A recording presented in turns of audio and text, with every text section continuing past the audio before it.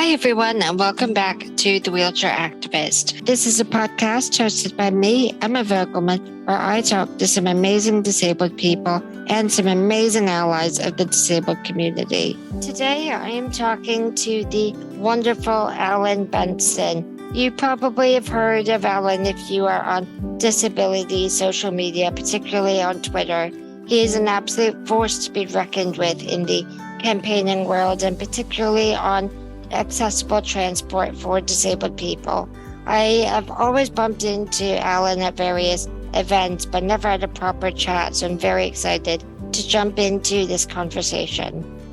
They are not going to manhandle me against my will. That gets into assault. So I'm trying to sit there and say, no, that's not the way it's going to happen. This is the way we're going to do it. I'm really uncomfortable about sharing this because it makes it sound as though I'm victim blaming. It makes it sound as though I'm saying, if it goes wrong, it's our fault. And I am absolutely not. It is definitely not our fault. But unfortunately, until things get fixed, it is our problem. One of the things that I guess is one of my superpowers is that ability to just breathe, remain calm, and get frustrated and angry later. Well, Alan, thank you so much for joining us on The Wheelchair Activist. I say this a lot in the podcast, but I feel that I know you so much more from social media than from I think we've met a couple of times in passing at various events, but it's nice to be able to talk to you properly today. It's really nice of you to invite me, thank you. Yeah, I mean, we've never actually had a decent conversation, so this will be very interesting. I'm really looking forward to it. Could you tell our wonderful listeners a little bit about you and what you do? So this is always one of those really hard questions because there are so many different hats that I wear. It can be sometimes difficult to know when I go into a room which hat I'm wearing. So I guess the thing that I'm most known for is social media, particularly Twitter, a rather out-of-date blog that's still up there. I also I'm chair and co-chair of Transport for All, which is the only charity in the UK that campaigns exclusively for the rights of disabled and older people to travel around. I am a trustee at a local independent living charity in Richmond, where I live. I'm co-chair of London Travelwatch, which is the passenger transport body in London. And I co-chair the DFT group that oversees the inclusive transport strategy. I think that's it. I think that's my little list. Those are a great many hats that you wear, but all amazingly impressive. Thank you. I think they all feel important to me. They're all things that I've started doing and had the opportunity to, I know it sounds very cheesy, but make a difference. And I think that's what a lot of, certainly listening to your podcasts, and they've just been amazing to listen to. The common thread is that people just want to make things better. And I think that's where I'm coming at it from.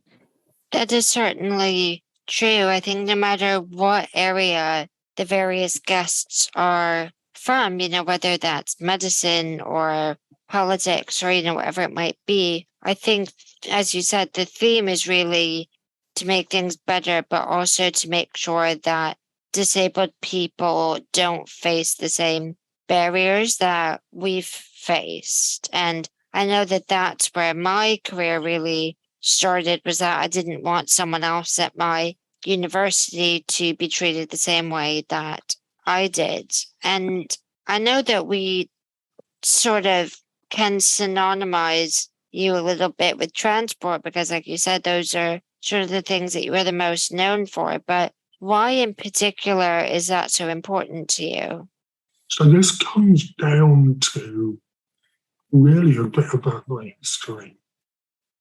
And in all the things that I've done, been able to get to work, being able to go out in the evening, being able to go to the pub, being able to go on holiday.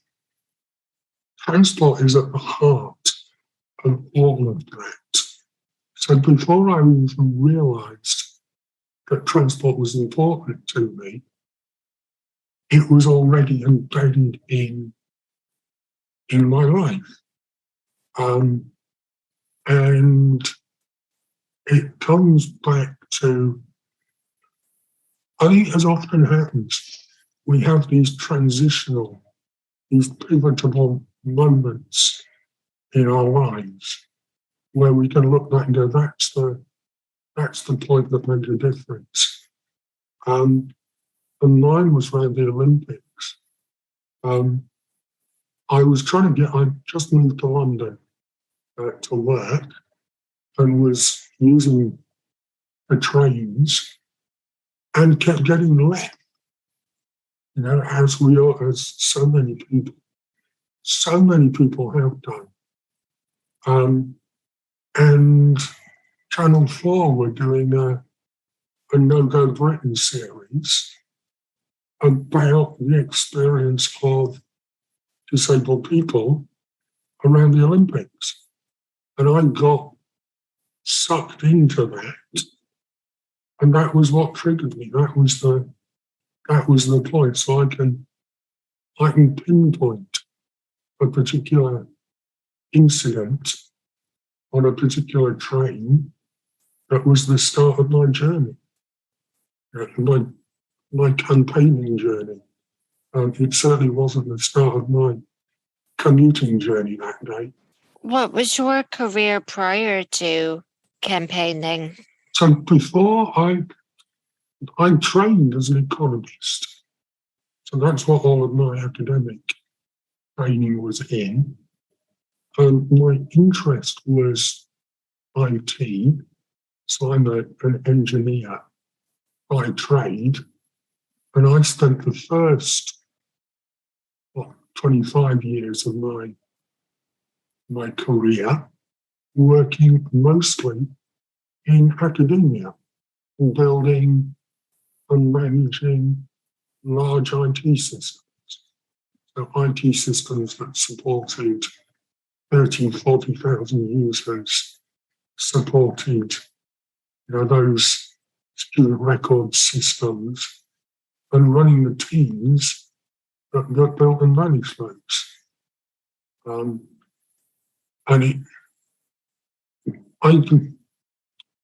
The interesting thing was I've got two lives. So during that career, I didn't know any disabled people. I was the only disabled person in those environments. And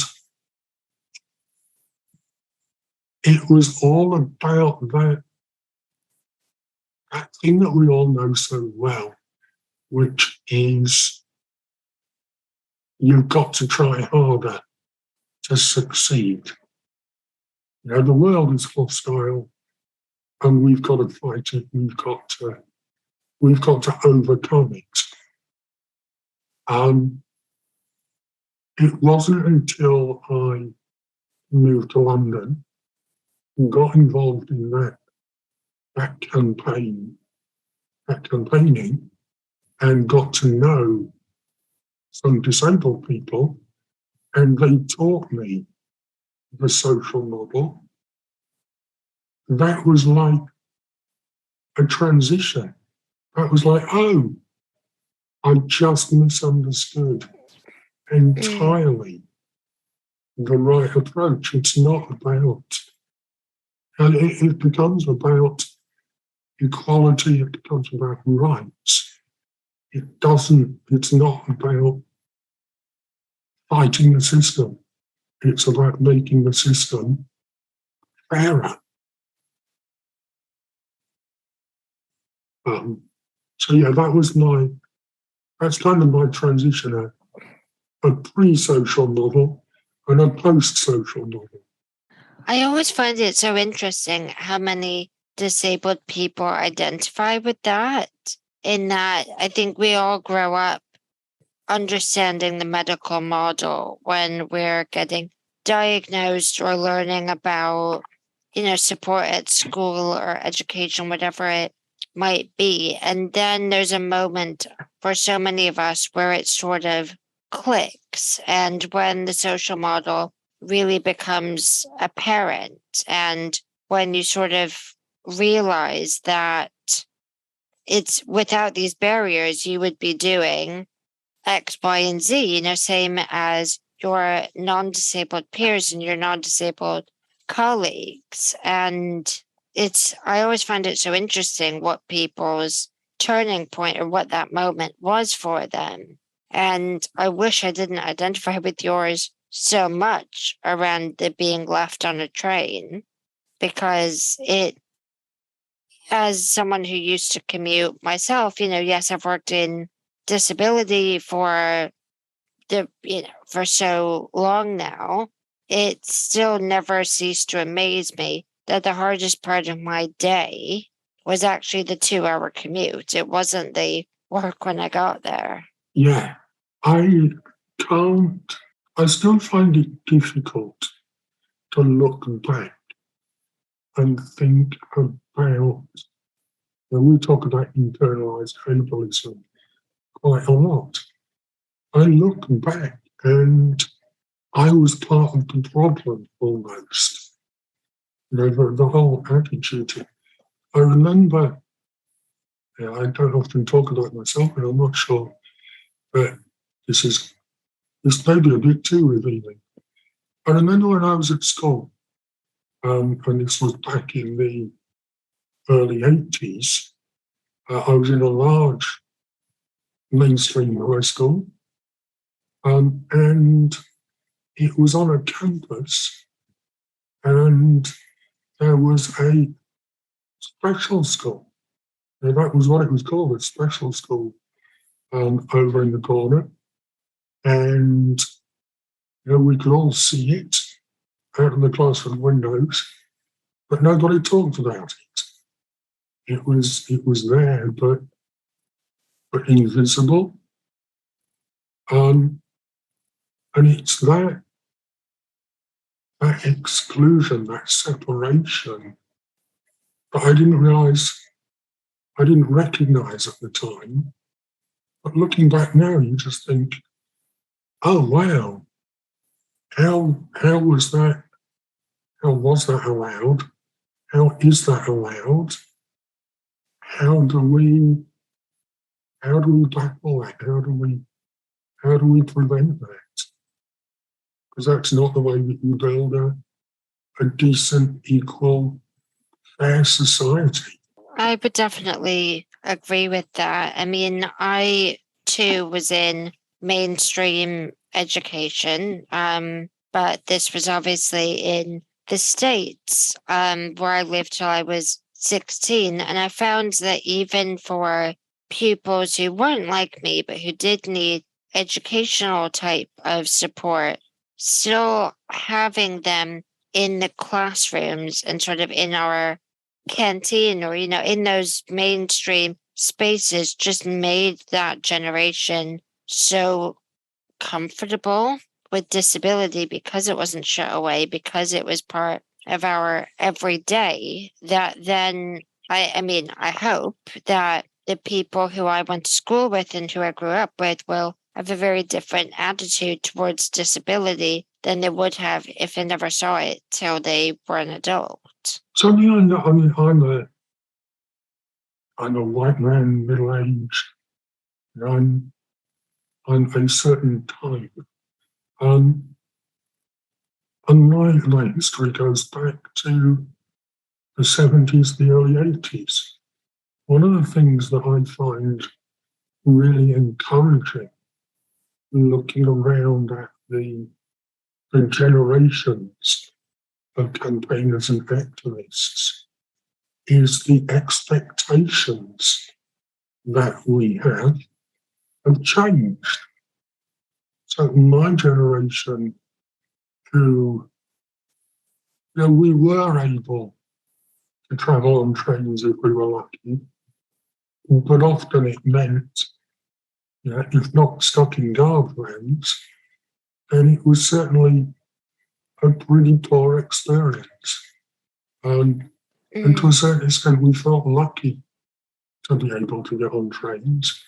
We couldn't get on buses.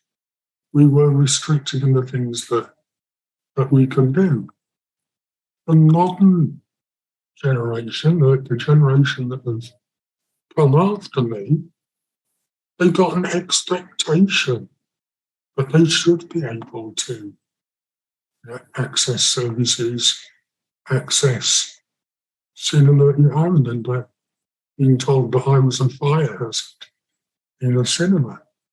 The modern generation would be quite rightly outraged when that happens, and it still does sometimes.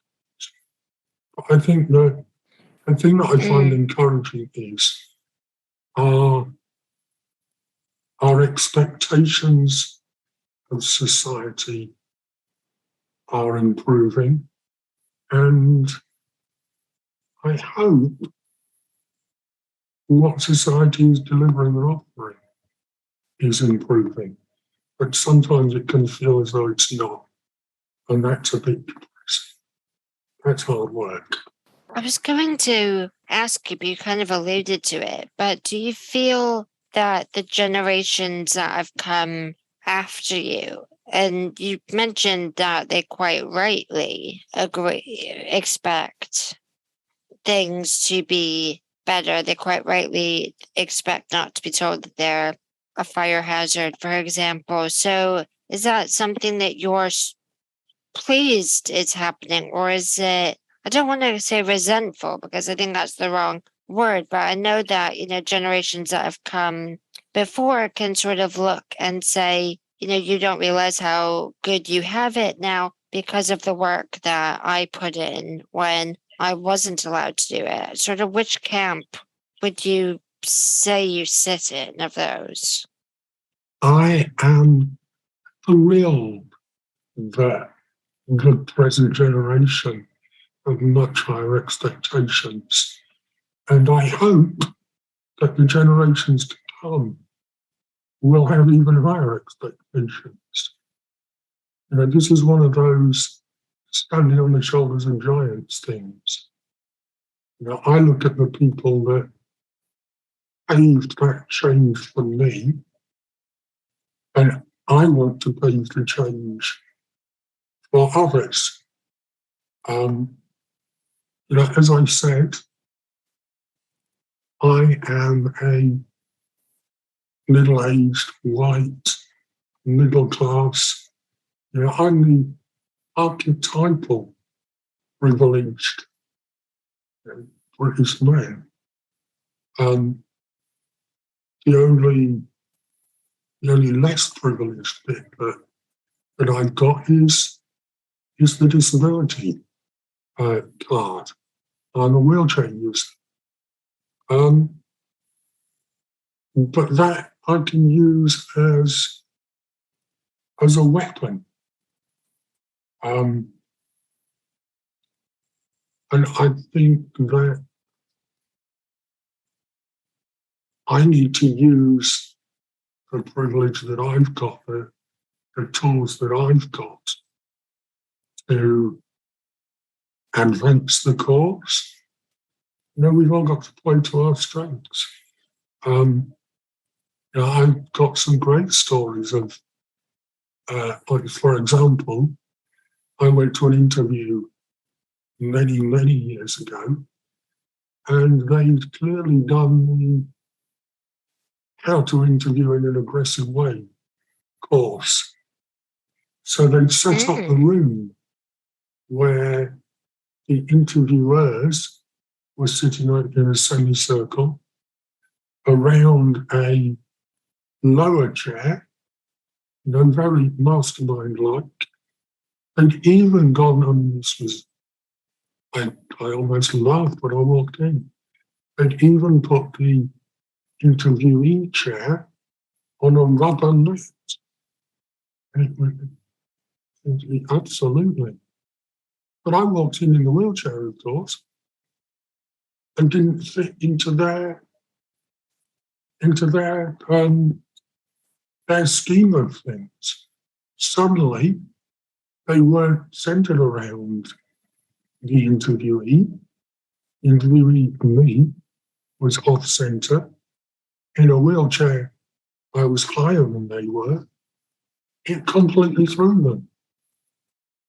And that's always been my technique, I think, to take what some people would consider a disadvantage and try and twist it into a strength.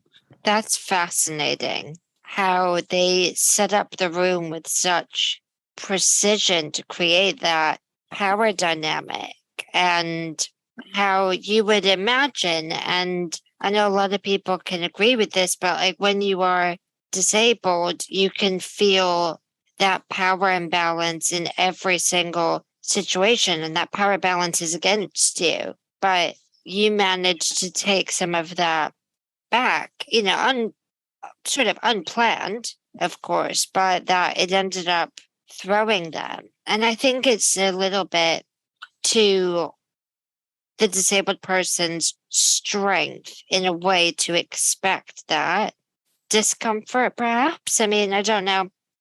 I don't know if it's the right way of sort of describing it, but if you're someone who has not shared your disability on a job application or anything like that, and you rock up to an interview and they are quite visibly thrown that you're disabled, you can sort of think, I have expected this, and I'm the one who's prepared in this situation. Always be prepared to knock people off their expectations. I have a mantra that I share particularly with people that are assisting me. And I often use it around, we come across this all the time, particularly when we're flying. We are in that junior position. Everybody around us in the aircraft is in a position of power. They're in a position of authority because they're the ones that are in charge. They've got the final say about what rules exist. But my approach is, well, they might be in charge, but I'm in control. They can't make me do anything I don't want to do. I don't have to get angry about it. I don't have to get shitty about it. Excuse my language. It's fine. Go ahead. They are not going to manhandle me against my will. That gets into assault. So if I just sit there and say, no, that's not the way it's going to happen. This is the way we're going to do it. And partly, this comes back to what I was saying about being a white, middle-aged, middle-class man. That gives me a certain authority that others won't have. But you need to identify what are your strengths, where is your control in the situation, and play to it.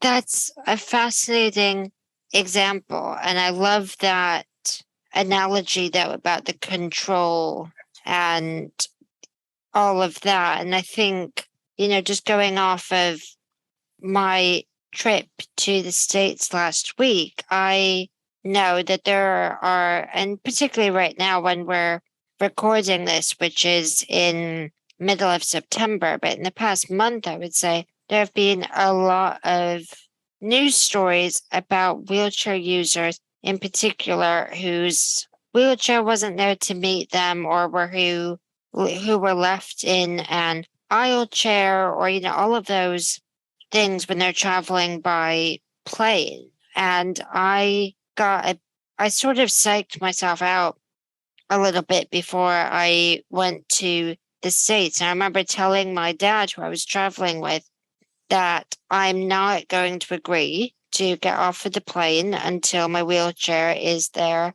at the aircraft door. And I was really nervous about that, I have to say, because I know that they will want to get everyone off, start cleaning the plane so they can turn it around and use it again. But I heard sort of exactly what you said, that they can't move me without my consent. And although I was really nervous, I did think I have to stand my ground on this, because I know that it puts pressure on them to do what I need and what I deserve. I deserve to go straight into my wheelchair. I don't deserve to be on a little aisle chair strapped into it like a straitjacket for hours, which I know a lot of people have done. So, that example really resonates.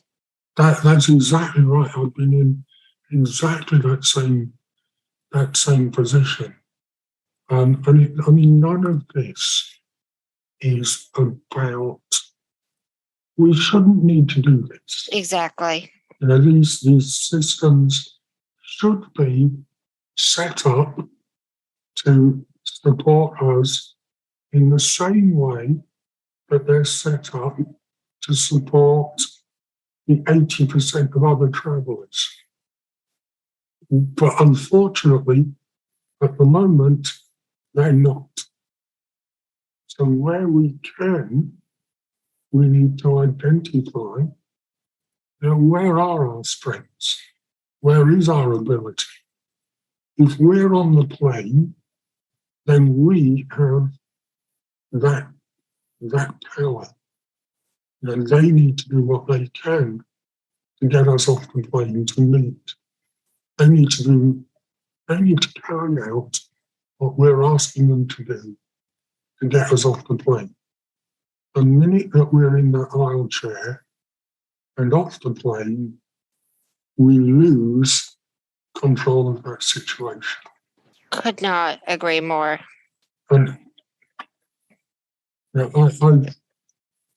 I'm really uncomfortable about sharing this, because it makes it sound as though I'm victim blaming. It makes it sound as though I'm saying, if it goes wrong, it's our fault. And I am absolutely not. It is definitely not our fault. But unfortunately, until things get fixed, it is our problem. I really agree with that. I think I completely get what you mean about it not wanting to come across as victim blaming. And I really understand that. I think because I really do understand in that example that we were just talking about, I knew that I was going to be put in a situation that I didn't want to be in, and that I quite frankly don't deserve to be in, in a little aisle chair or in one of those golf cart buggy things, or, whatever it is that they would wanted to put me in, from getting off the plane and into my wheelchair. And I knew that I had to be a bit, bullshit is the wrong word, because it's so difficult to pick the right word for it. Firm, I suppose, is the right word. I knew that I had to be firm and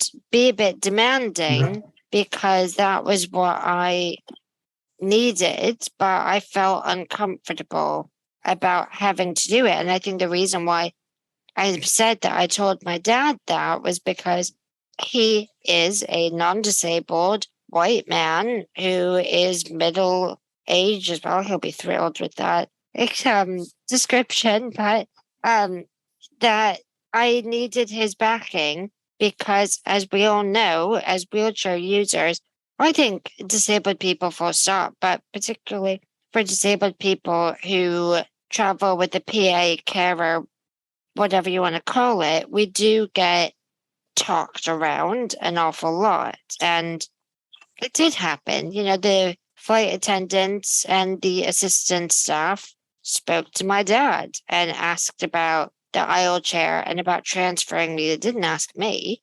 And when they did, I was very pleasantly surprised. So I agree with what you said, that it shouldn't be a situation that we're in. But for right now, we are. So it does make it our problem.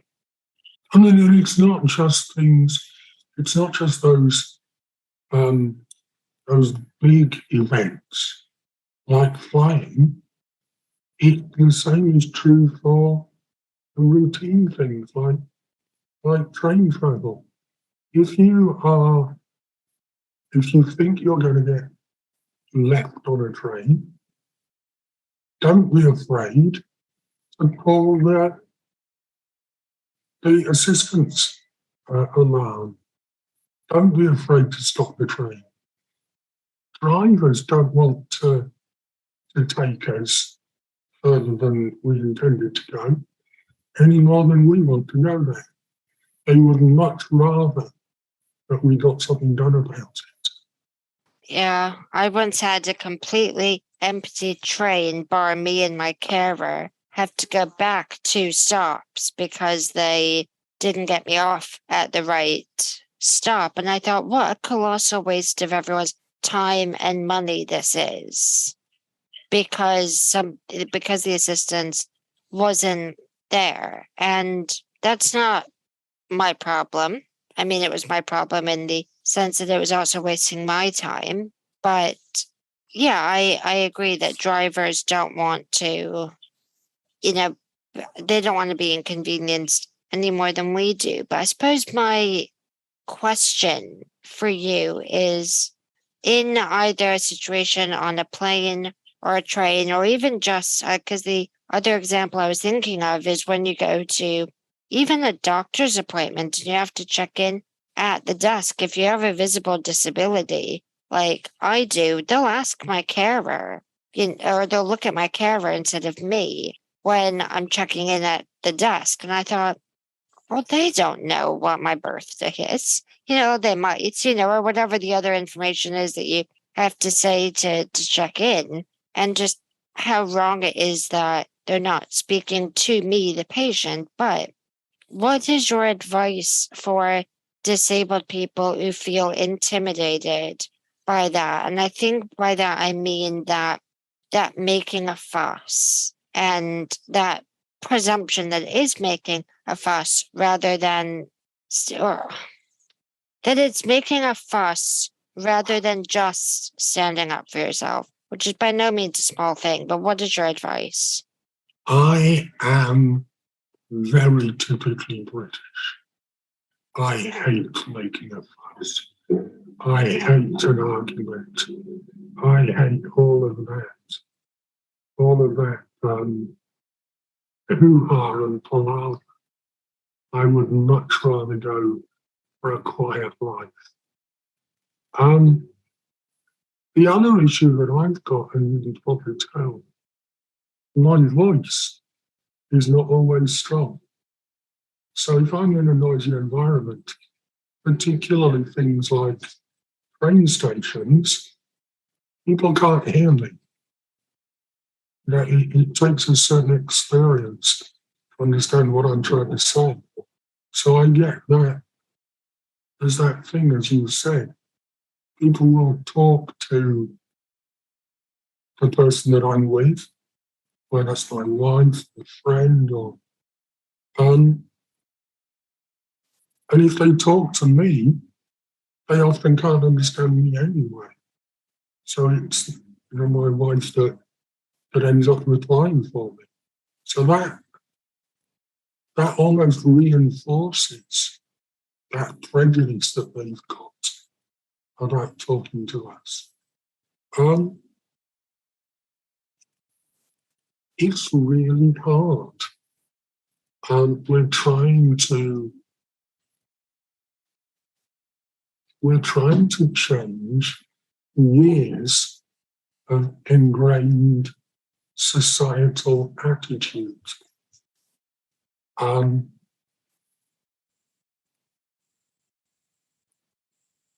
think the only advice that I've got, and again, I don't want this to sound like victim blaming, because it absolutely isn't.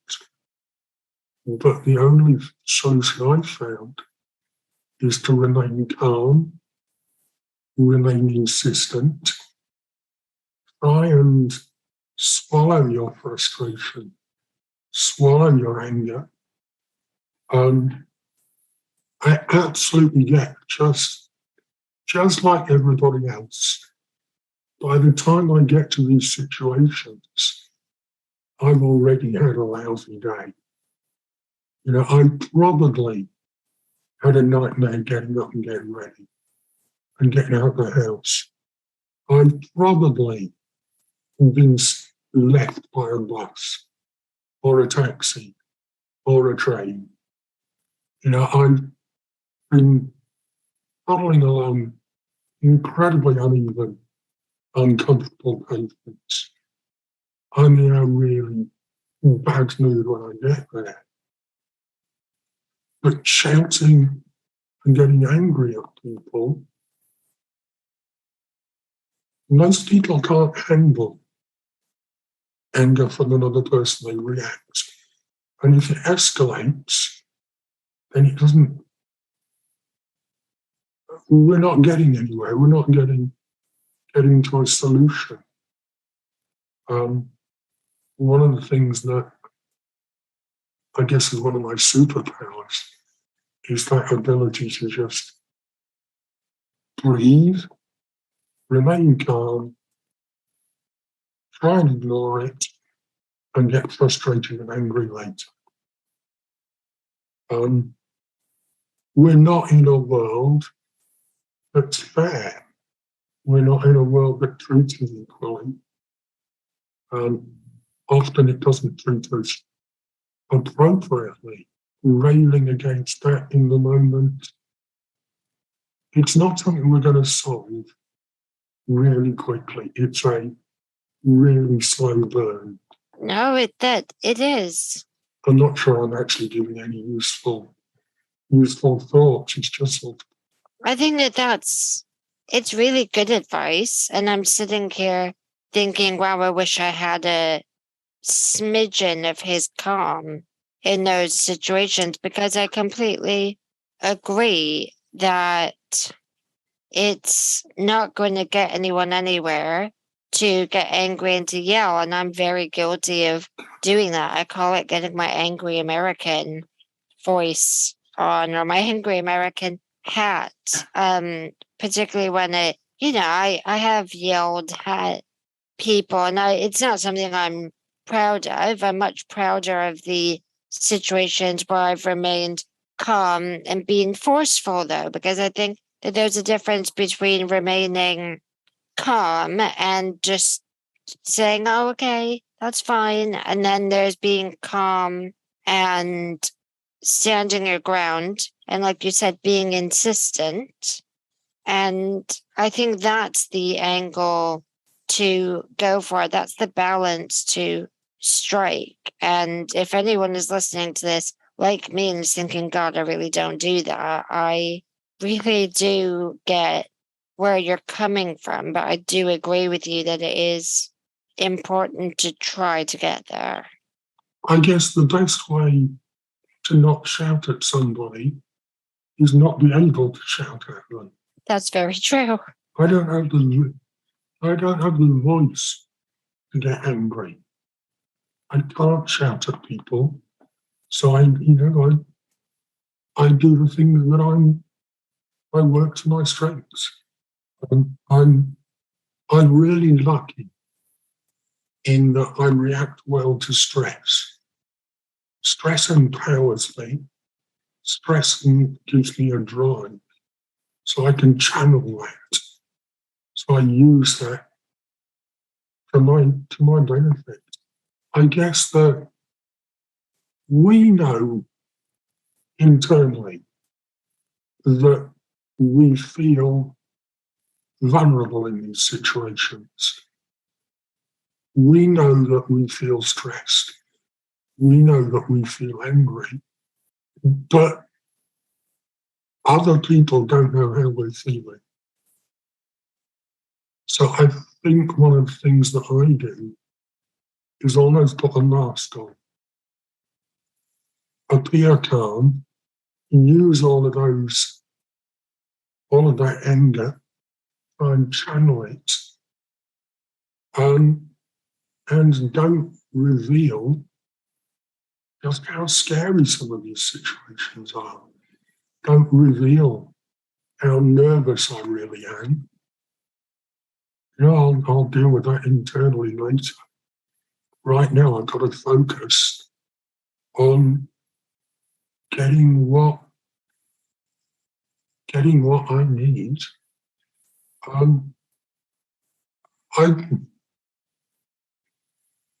I know I'm really lucky. I know I grew up with parents that brought me up to believe that there was nothing I wasn't entitled to or allowed to be. If somebody was stopping me doing something, that was their problem, not mine. And that's given me an armour and strength that I can use, both personally and in my campaign, and in making change. We all suffer, I think, from imposter syndrome. You walk into a room and you think, do I really deserve to be here? Am I going to be able to contribute? Will people listen to me? And it's part of that mask to say, yeah, I'm going to put my foot in. What I've got to say is valid. And we all need to have confidence in what we've got to say. And then after those scary moments, because I think you really hit the nail on the head there, these are scary, very vulnerable situations that we are sometimes in. I mean, I'm sure that you've heard of my example, but on my second day of work at my first real job after uni, I faced discrimination from a taxi driver, and the situation escalated, and the police ended up having to be called. And in that situation, I was able to stay very calm, and it ended up going to court and all of that stuff. I mean, I was in the right. So I think I held on to that in that situation.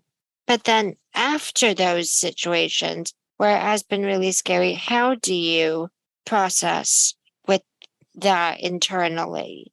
And because I think I really agree with what you said about that mask. And there's a really good friend of mine. She was also in season 1 of the podcast, my non-disabled best friend growing up, who always used to say, fake it till you make it. So it's sort of like that. But then once you're in that safety, you're on your own, or you're with friends and family, how do you begin to process just the vast unfairness, I suppose is the right word of it all. I think she's right.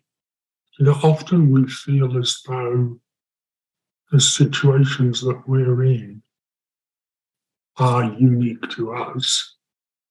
But she's right, fake it till you make it.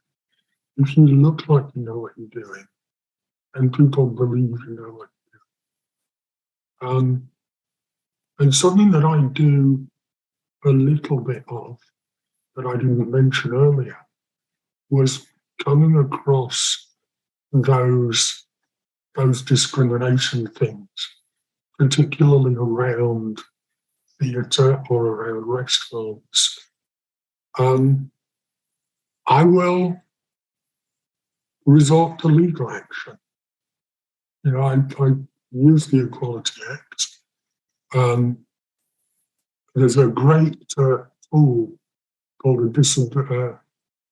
disability attitude readjustment tool, DART, which was written by Doug Torley, which has lots of tools there to help you advocate in those situations where you've been discriminated against. But that's not without consequence. I do lie awake at night and agonising over either what I've got to do or the responses that I've had or the unfairness. It's not, I don't want to come across as, I just deal with it and move on, because you don't. There are implications, there are consequences, and that's part of why what we face is so unfair. And one of the things that drives me is to try and tackle that unfairness so that the people that come after me don't face as much of it. I think that that's so important. And I think just as you were sort of talking about different examples, and you mentioned restaurants and theaters, I don't know if you agree with this, but when I go about daily life as a physically disabled person, so an electric wheelchair user, I kind of expect to be treated a bit poorly on public transport. But I think it's the moments like when you're planning to go out to dinner with a friend, or you're planning to go see a show, or sort of more of those leisure activities, and you get a barrier that almost hurts more, or it stings more, wherever you want to call it, because it's trying to just, not that transport isn't going about your daily life, but it really is, but it's more about enjoying life. I don't know if you would agree with that. So one of the other things that I'm losing as I get older is my hearing. And going out to particularly restaurants with friends, I don't know why, they insist on playing music, sometimes really loud. So with my voice, I can't shout over the music. With my increasingly poor hearing, I can't hear what people are saying. So you're sitting in a restaurant with friends, utterly isolated. You can't participate, can't join in the conversation, can't hear what people are saying. And that's one of the things that I find hardest. It's entirely the environment that's making me isolated. And coming away from from what should be joyous nights out, I find that really, really hard. And I'm really sick of You'll start the night and say to them, "Oh, can you turn the music down?" And they go, "Oh, yeah, we'll do that." And it turns down.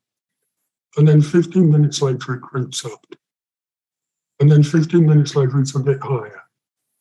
And of course, every time they turn the music up, people have to talk louder. So the noise levels go up.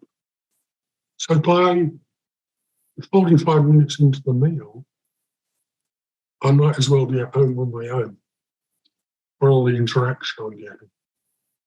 And I find that really hard. I mean, it really, to me, speaks to the social model of disability, that it is the environment and it's the barriers that we're in that disables us, because it could be something as simple as turning off or at least turning down the music that makes it a more pleasant and, very importantly, barrier-free experience for you. And it's very frustrating. And I think, for so many people, I mean, I know that for me in loud restaurants, sort of similar to what you were saying about train stations and your sort of ability to shout. I mean, don't get me wrong, I have a bit, because I think all Americans are born with the ability to shout somewhat, but I think in very loud places, it is difficult when you have lower lung capacity to make yourself heard. And it just makes you feel really uncomfortable. And, I haven't shared this really with anyone, but it's a big reason why I don't like, or why I choose not to go for work drinks and things, because it's with people that you don't know as well. And if it's in an atmosphere where they're going to struggle to hear you, it just becomes so awkward and so unenjoyable that it's just easier to remove yourself from it. Yeah, absolutely, I agree.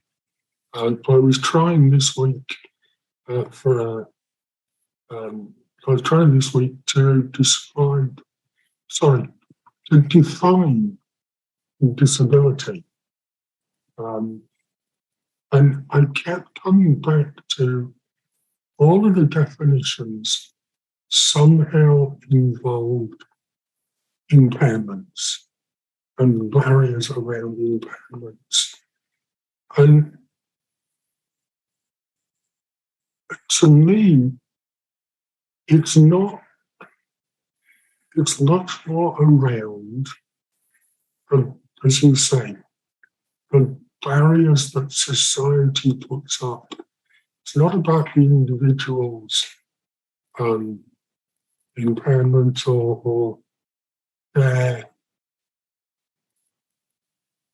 I'm not really describing this very well. But it's about the right to be in society without facing that discrimination, those things that exist that prevent us taking part. And it's kind of turning on its head. All of the descriptions that I could see were focused around the individual. And to me, it's focused around society. Disability is a political issue. It's a rights issue. It's not an individual issue.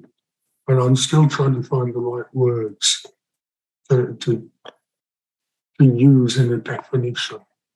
But I know I've got the idea that I want to use. I think it's so difficult to describe disability, as you said.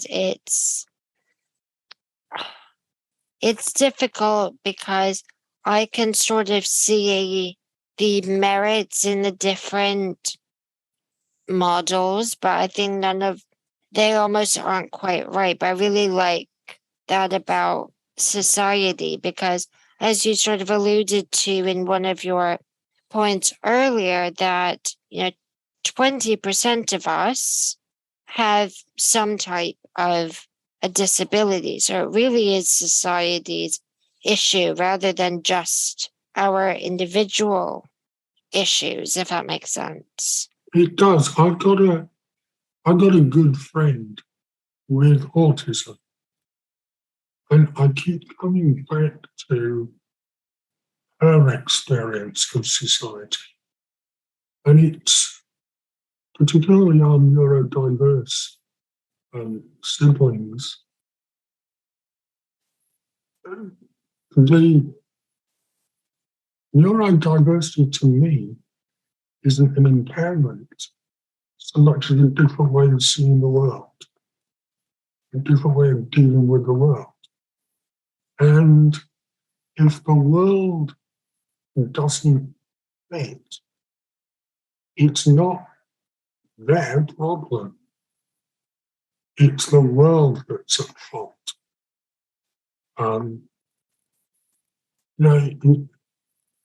If you have a different way of processing things that are going on around you, that doesn't make it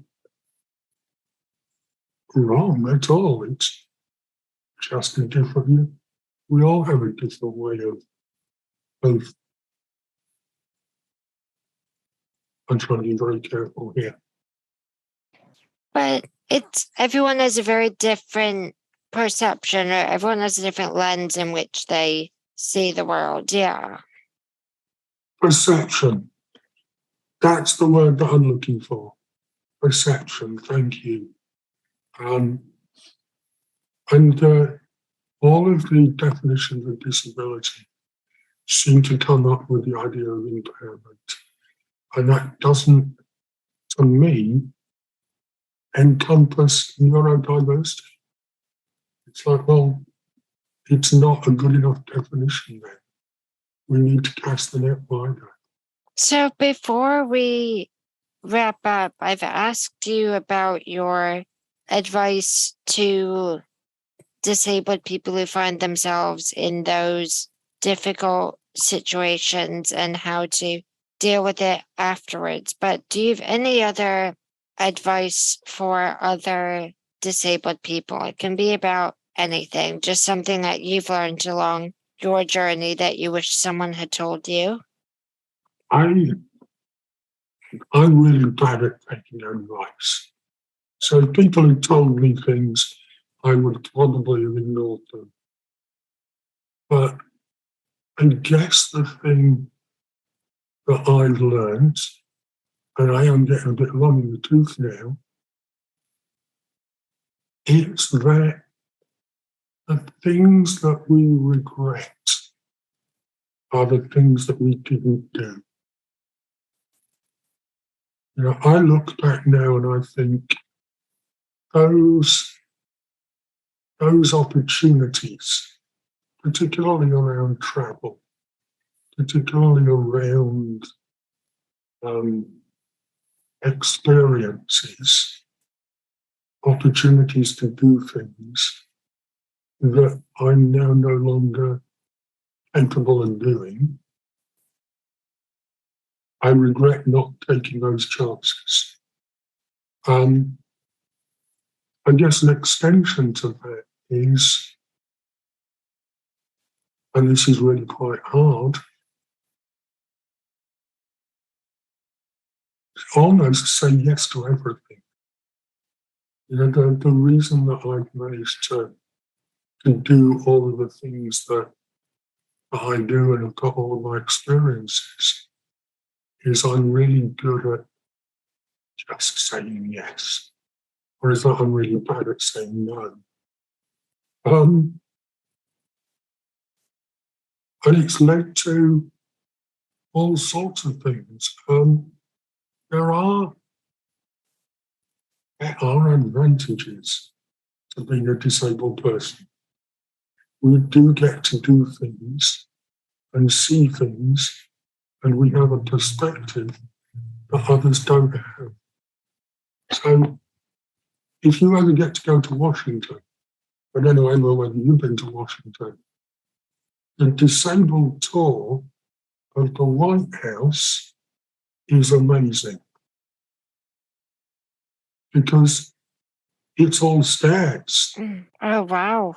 So to go on a wheelchair tour, they take you into the private bit of the White House and into the elevator that was put in for Roosevelt. Oh my gosh, that's so cool. And the other advantage is you don't need to queue. So you go and collect your ticket in the morning, gives you a time, and then you just go to the front of the queue. And you get out. It's a long story that I enjoy telling, but you get to see bits of the White House that are just amazing. If you go to Parliament, we get to see bits of Parliament that people don't get to see. So there are advantages for being a disabled person. Milk them, use them. I really, really love those examples. Now I'm going to go to Washington and somehow end up in the presidential rooms I'm sure you get to see the Oval Office and things, but I just think that's amazing. And I just also want to say a huge thank you for giving up so much of your time to join me on this podcast. It has been an absolute pleasure speaking to you. So thank you. I have never spoken about myself so much. So I'm dying to know what it sounds like. I'm really honoured to have been included. Your guest list is some of the most powerful, most influential, most effective campaigners and activists around at the moment. And I think you've done an incredible job putting it together. Thank you. And it's an honour to be part of that. I would highly, highly recommend that everybody listens to every episode.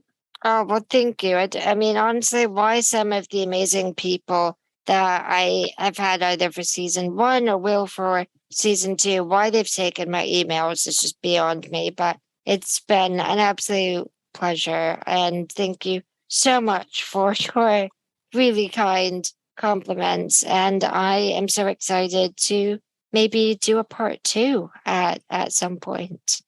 I would love that. I think it would be really interesting. I know some of the people that you've interviewed. I think three-way conversations could be really interesting. And there are some very powerful, some terrific people there. Thank you, Emma. It's been an absolute pleasure and a surprise. I didn't realise I would say that much. Oh, well, I'm pleased you did. Thank you. Thank you so much for listening to this absolutely fascinating episode of The Wheelchair Activist with Alan. I learned so much about how to approach difficult situations that disabled people find themselves in and how to process it.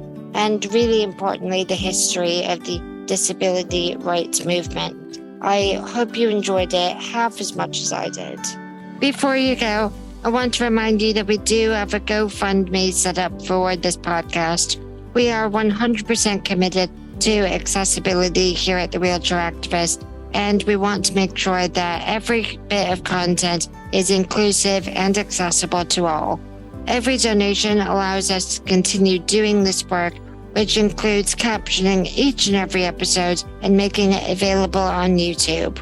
Thank you so much to everyone who has donated so far and has allowed us to continue making this amazing podcast. Please give this podcast a share far and wide so everyone can enjoy the amazing content. This podcast has been hosted by me, Emma Vogelman, produced by me and Isabel Anderson, and edited by Joe Tapper. Thank you so much for listening, and I can't wait to see you in the next one.